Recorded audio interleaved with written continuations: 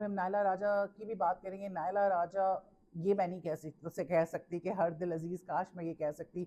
Influencers और influencer बहुत बड़ी पाकिस्तान की 6.5 लाख आई थिंक फॉलोअर्स हैं उसके अकाउंट पे। And now she is married to Imad Wasim, everybody knows that. और जितनी हेटरेड इमाद को और नायला को मिली, they were having an affair, then they got married, and Imad Wasim divorced his wife, and her, you know, his wife was quite vocal।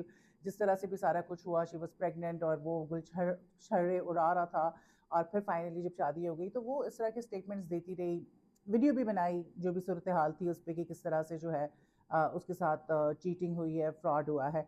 अच्छा, नायला राजा को वो शुरू दिन से कहती है कि जी होम रैकर है, होम रैकर है।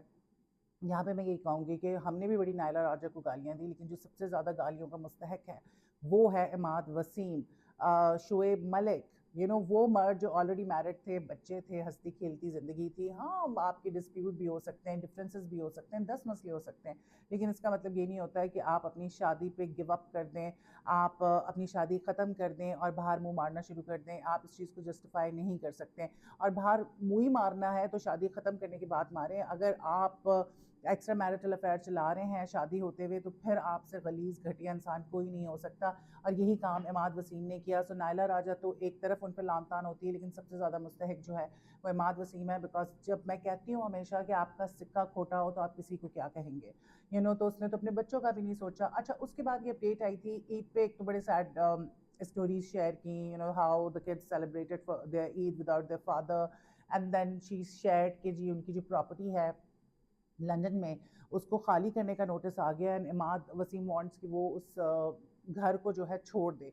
उस पर मैं बड़ी नाखुश थी कि यार आपके बच्चों की माँ तो है ना, अब आपकी बीवी नहीं है, so why are you giving her a tough time. Already इस बेचारी का इतना रफ पैच है, डिवोर्स से निकलना, बेबी बॉर्न हुआ है, she has gone through so much.